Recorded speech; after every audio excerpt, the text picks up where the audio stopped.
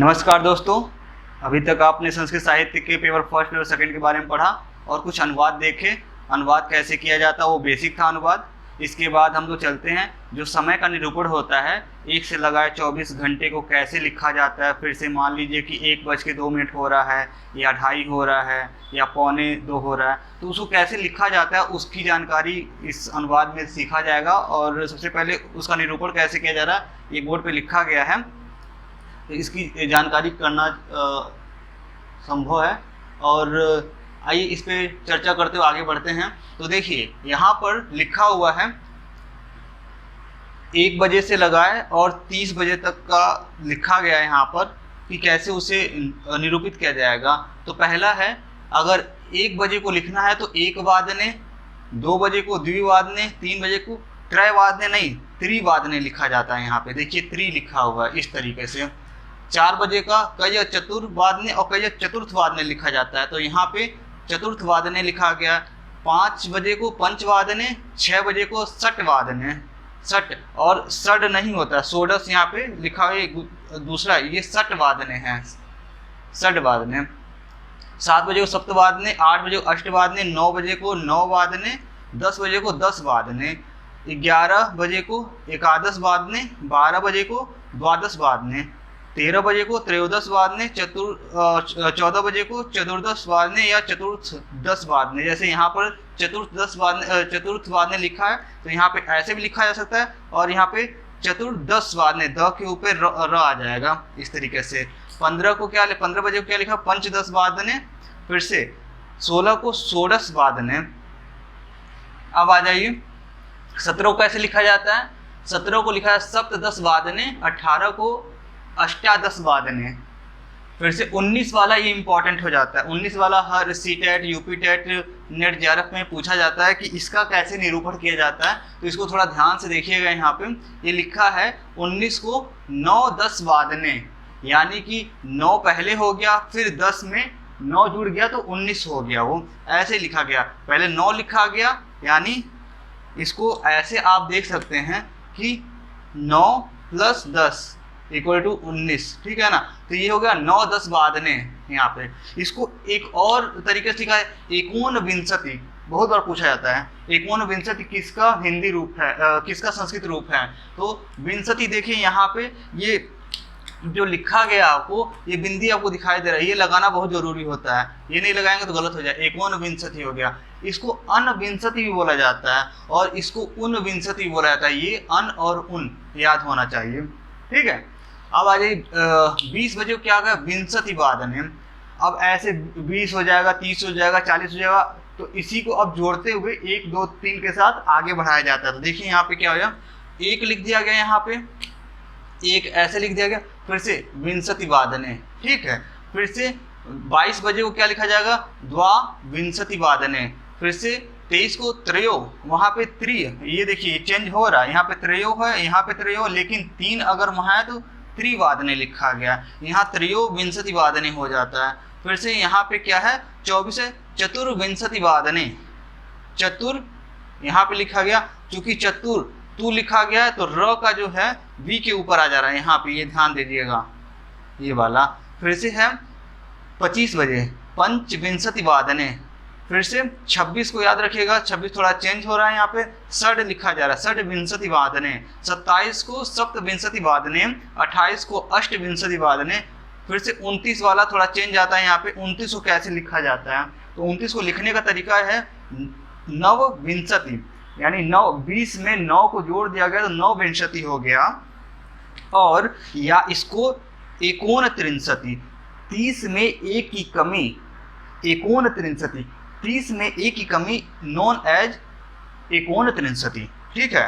फिर से उनत्रिंशति, जैसे कि उन यहाँ पे लिखा है उनविंशति, उनविंशति यहाँ लिखा गया है ना, तो वैसे उनत्रिंशति, त्रिंशति कैसे लिखा गया, ये इसके ऊपर अंक का मात्रा लगाया गया। तकार है, यानी तकार या मकार ये होता है जहाँ पर आधा होता है, हलन जहाँ लगा रहता है, तो ये तकार कहा जाएगा इसको। और इसको अनुस्वार कहा जाता है, जो ऊपर बिंदी लगती है छोटी सी, उसे अनुस्वार कहा जाता है। 30 को क्या लिखा जाता है, त्रिंशति वादने, 30 बजे त्रिंशति वादने। तो ये 1 से लगाए 30 तक आपका संख्या का निरूपण हो गया। अब 30 के बाद हम लोग देखेंगे। ऐसे तो लिखने के लिए पूरा आप 1000 तक लिखिए, लेकिन कोई फायदा है नहीं। आप मोटा मोटा जान लीजिए किसके साथ क्या सफिक्स और प्रीफिक्स जुड़ रहा है। तो आइए इस सेक्टर को इधर से देखते हैं। अब देखिए 40 को कैसे लिख रहे हैं। 40 को लिखने के पीछे ये चत्वारिंशति ये बनाया गया, चत्वारिंशति। फिर से 50 को 65, ये अच्छे से ध्यान दीजिएगा क्योंकि पूछता है कि 7:53 पर वह अपने घर गई, ठीक है ना, या 9:45 पे गाड़ी अपने गंतव्य स्थान को गई, ठीक है ना। तो इस तरीके से ये सफिक्स प्रीफिक्स लगाना आना पड़ेगा आपको। 50 हो गया 65, 60 का षष्ठी, ये बहुत इंपॉर्टेंट है षष्ठी वाला। 60 को कैसे लिखा जा रहा है ये इंपॉर्टेंट है, षष्ठी। फिर से 70 का सप्तति, सप्तति। 80 का अशीति, इस बार नेट में आया था, नेट JRF में नेट में आया था ये अशीति। और 90 का क्या होता है, नवति, नवति, नवति। 100 का सप्तम, 1000 का सहस्रम, सहस्रम। और फिर से 1 लाख को लक्षणम बोला जाता है और 1 करोड़ को कोटि बोला जाता है। अब देखिए ये तो पूरा अंक वाला हो गया। अब जैसे होता है कि जोड़ा जाता है यहाँ से कि कैसे इसमें आप देखेंगे कि पौने, ढाई, फिर से आपका सेकेंड, मिनट, होरा को कैसे लिखा जाता है उसको जानने की कोशिश करते हैं। जैसे कि सवा होता है 2:15 बजे वो घर से जा रही है, ठीक है ना, 2:15 बजे। तो सवा को क्या होता है, सपाद लिखा जाता है, पौने को पादोन लिखा जाता है, आधा को अर्धम या सार्ध लिखा जाता है। सार्ध ज़्यादा फेमस है, अर्धम थोड़ा सा कम यूज में आता है। तो यहाँ पे सार्ध वाले पे आप ज़्यादा फोकस कीजिएगा, ठीक है। 1 पाव को क्या कहा जाता है, बोल रहा था ना प्याज बाजार गया तो 1 पाव प्याज का क्या दाम है, क्या बोला जाता है कि 1 पाव सूजी तोल दीजिए, 1 पाव ये कर दे। तो ये 1 पाव को क्या लिखा जाता है, 1 पाव का मतलब होता है पादम या अर्धाधम, अर्धाधम। ये पादम और पादोन से आप कंफ्यूज मत, ये पौने हैं और ये 1 पाव है। मिनट का, मिनट बहुत इंपॉर्टेंट है, हर जगह मिलेगा कि 7:55 पर फ्लाइट टेक ऑफ ली, ठीक है ना। तो यहाँ पे देखिए मिनट हो जा रहा है आपका। मिनट को क्या पल लिखा जाता है। फिर से कला, तो मिनट में क्या होता है कि मान लीजिए कि हाँ ये कला हो गया, फिर से निमेश हो जाता है। फिर से सेकेंड को क्या करा, विकलाम लिखा जाता है, विकला, विकला। और क्षणम भी सेकेंड को लिखा जाता है। घंटा को क्या लिखा जाता है, घंटा को संस्कृत में हो लिखा जाता है। अब देखिए कि कुछ परिवर्तन किया गया है। जैसे कि यहाँ लिखा गया है कि घंटा और मिनट का निरूपण कैसे किया जाता है। तो लिखा 2:05, 2:05 यहाँ पे लिखा हुआ है। संस्कृत में अनुवाद बनाने का है। 2:05 पर विद्यार्थी स्कूल से घर की तरफ अग्रसर हुए, ठीक है। तो इसको कैसे लिखेंगे, तो इसमें क्या होता है, जो लास्ट वाला टर्म होता है, जो डेसिमल के उस साइड राइट साइड में है, उसको पहले लाते हैं। यानी कि डेसिमल के पहले दशमलव चिन्ह के बाद जो चीज़ लिखा हुआ है 0 और 5, इसका पहले संस्कृत अनुवाद, तो ये हो जाएगा पंचम। और कलो, कलो मतलब होता है कि क्षण। देखिए यहाँ पे मिनट, मिनट लिखा गया ना, पल लिख सकते हैं, वहाँ पे देखिए पल भी लिखा गया, निमेश लिखा गया, कला लिखा गया। तो कला ज़्यादातर फेमस है लिखने के लिए। तो कोई एक चीज़ इसमें से आप दिमाग बैठा लीजिएगा, ये तीनों नहीं पढ़ना है आपको, कोई एक चीज़ दिमाग बैठा लीजिएगा। जैसे कि पंचम हो गया, पंचम कलो उत्तर, यानी जब संधि कर देंगे तो कलोत्तर हो जाता है। अरे सॉरी, संधि समास कर देंगे यहाँ पे, तो जब 2 वर्ड को जोड़ दिया जाता है तो समास हो जाता है। तो ये कलोत्तर, कला प्लस उत्तर बराबर कलोत्तर। तो हो गया 2:05 पंच कलोत्तर द्विवादनम, मतलब पंच कलोत्तर द्विवादनम, ये इसका संस्कृत हो गया। या इसको ऐसे लिखा पंच कलोत्तर द्विवादनम, या इसको ऐसे लिख सकते हैं पंच निमेशोत्तर द्विवादनम। ऐसे करके इसके 3 अर्थ होते हैं, 3 संस्कृत अनुवाद होते हैं। जो आपको अच्छा सेट हो जाए दिमाग में उसे आप यूज करेंगे। अब देखिए यहाँ पे ये लिखा है 10:25 को आप कैसे लिखेंगे। तो 10:25 को आपको लिखना है। तो अब 25 का शब्द नहीं मालूम है तो नहीं लिख पाएंगे। तो 25 का ये होता है पंचविंशति, जैसे पीछे बताया गया 25 का। यहाँ देखिए पंचविंशति वादने, तो ये बजे है और वहाँ मिनट है, तो ये हो जाएगा मिनट। यहाँ लिखा है सब जगह मिनट है, मिनट ये करके। तो देख 10.25, ठीक है। तो यहाँ पे पंचविंशति कलोत्तर, देखिए कला प्लस उत्तर बराबर कलोत्तर, ये पूरा एक शब्द है, ऐसा नहीं कि आप लिख रहे हैं तो ये पूरा 10 वर्ड है, ये नहीं है, ये पूरा एक शब्द होगा जो लिखेंगे। तो ये पंचविंशति कलोत्तर 10 वादनम है यहाँ पे। अब देखिए ऐसे ही 6:07 पर कैसे लिखेंगे, तो सप्त कलोत्तर षड वादनम, ठीक है ना, यहाँ पे दिख रहा है षड वादनम। फिर 4:55 पे कैसे, तो इसको लिखने के लिए ये भी है कि 5 बजने में कितनी कमी है, मतलब 5 बज रहा है तो या तो अधिक लिख दीजिए या लिख दीजिए कि 55 का अगर आपको मालूम है तो 55 का आप लिख दीजिए, या आपको जो सबसे नियरेस्ट संख्या आपको जो दिख रही है कि कितने में से कितना घटा दे कि वो हमको मूल शब्द मिल जाए। जैसे 5 का अनुवाद लिखना आसान होता है तो वही लिखा गया है कि पंच कला न्यून, न्यून मतलब कम, पंचवादनम यानी 5 बजने में 5 मिनट की कमी है, तो क्या हो रहा है कि पंच कला न्यून पंचवादनम, ये समझ में आ रहा है ना। फिर से 4:10, तो इसको कैसे लिखेंगे, 4 से 10 ज़्यादा है, मतलब कि 10 मिनट ज़्यादा हो गया, 4 बज गया और 10 मिनट ज़्यादा हो गया है, तो 10 कला अधिक, यहाँ पे देखिए कला अधिक लिखा है तो कला प्लस अधिक, तो यहाँ पे समास हो गया है, तो समासिक पद हो जाएगा 10 कला अधिक चतुर्वादनम।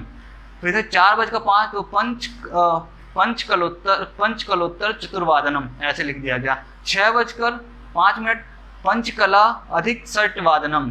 फिर से 4:50 10, इसको ऐसे लिखा जा रहा है, देखिए 4:50 है यहाँ पे, तो इसके लिखने के पीछे कई शैली कई तरीके से आप लिख सकते हैं। थोड़ा मैं डिफरेंट तरीके से लिखा हूँ कि आपको जो इसमें से सेट लगे उसको आप पैमाने के तौर पे समझ सकते हैं किस पैमाने पे आपको लिखना है जो आपको अच्छे से तैयार हो सके। तो आइए 4:50 है, यानी कि आपका 5 बजने में 10 मिनट की कमी है यहाँ पे, तो वही लिखा जा रहा है, क्योंकि 4:50 को लिखना थोड़ा सा आपको मुश्किल हो सकता है कि मान लीजिए आप 50 का भूल जाते हैं, तो सबसे छोटे टर्म को पकड़िए कि 5 बजने में कितने मिनट की कमी है, तो 10 मिनट कमी है, तो वही लिखा है 10 कला न्यून पंचवादनम, ये आराम से लिख सकते हैं आप। फिर से 3:47 है, तो इसको कैसे लिखेंगे, त्रयोदश कला न्यून चतुर्वादनम, 4 बजने में 13 मिनट की कमी, वहाँ लिखा गया, देख रहे होंगे आप। फिर से अब आइए, एक होता है एएम और पीएम, कैसे लिखते हैं एएम और पीएम को, तो 7:30 एएम यानी कि सुबह का प्रातः काल की वेला को कैसे लिखेंगे, तो पूर्वाहने सार्ध सप्तवादनम, यानी सार्ध मतलब आधा, ठीक है, सार्ध मतलब आधा हो गया, और सप्तवादने 7:30 बजे हुए हैं, अब इसको ऐसे लिख सकते हैं प्रातः सार्ध सप्तवादने वादनम यहाँ पे लिखा। फिर से 3:45 संध्या यानी पीएम मतलब 12 बजे के बाद, तो वही अपराह्न बोला जा रहा है, अपराह्न। और अपराह्न या सायं पादोन चतुर्वादनम, पादोन मतलब होता है कि पौने 4 बजे हुए हैं, तो वही लिखा जा रहा है पादोन चतुर्वादनम या अपराह्न पादोन चतुर्वादनम, ऐसे लिखा जा सकता है इसका। 2.5 घंटे को क्या लिख सकते हैं, सार्धद्विघंटात्मक, ये लिख सकते, घंटात्मक भी लिख सकते हैं, होरात्मक भी लिख सकते हैं घंटा को, जैसे घंटा को क्या लिखा गया यहाँ पे, होरा, ठीक है। अब आ जाइए 7:40 को कैसे लिखेंगे, 7:40 लिखना थोड़ा देखिए, 40 मिनट का क्या है, चत्वारिंशत, तो चत्वारिंशत का त, जैसे चत्वारिंशत यहाँ लिखा गया चत्वारिंशत, तो त हलंत है, तो त का आधा पार्ट लिया जाएगा, क्योंकि जब ये व्यंजन वर्ण के साथ मिल रहा है तो त हलंत का आधा पार्ट ही यहाँ यूज होगा, तो त हलंत का आधा पार्ट यहाँ हुआ, और अ का विलुप्ति हो जाता है क्योंकि यहाँ पे समास हो गया है, यहाँ चत्वारिंशत्याधिक सप्तवादनम ऐसे करके आएगा। यदि आपको कम ज़्यादा करने नहीं आता, मान लीजिए कि यहाँ पे 8 बजने में 20 मिनट कमी है, ये भी लिख सकते हैं, ऐसे भी इसका बना सकते हैं, या आपको ये वाला आता है तो ऐसे भी बना सकते हैं। तो ये तो ऐसे रहा, अब इस पर ट्रांसलेशन किया जाएगा नेक्स्ट वीडियो में, लेकिन इसमें और चीज़ देख लीजिए क्या है, कति मतलब कितना, ठीक है। भूतकाल के चिन्ह में आने वाला जो कल बीत गया है, जैसे कि मान लीजिए कि दुष्यंत शिकार पर गए, जैसे होता है मान लीजिए कोई क्वेश्चन आता है तो उसमें भूतकाल वाला कल को कैसे लिखा जाएगा, तो उसको है या हाय लिखा जाता है, इस तरीके हाय ऐसे करके लिखा जाएगा। और फिर से भविष्यति चिन्ह में आने वाला जो कल है उसको स्व लिखा जाता है, परसों को परह लिखा जाता है, पर है, तरसों को विप्रह लिखा जाता है। तो ये तो इतना रहा कि घंटे मिनट को कैसे कन्वर्ट किया जाता है, फिर से कितने बजे को कितने मिनट में लिखा जाता है। इसके अब इस सेक्टर को ख़त्म करने के बाद इस पर अनुवाद किया जाएगा, तो वो नेक्स्ट वीडियो में होगा। अगर आपको ये वीडियो अच्छा लगे तो लाइक और सब्सक्राइब जरूर करें। Okay, thank you.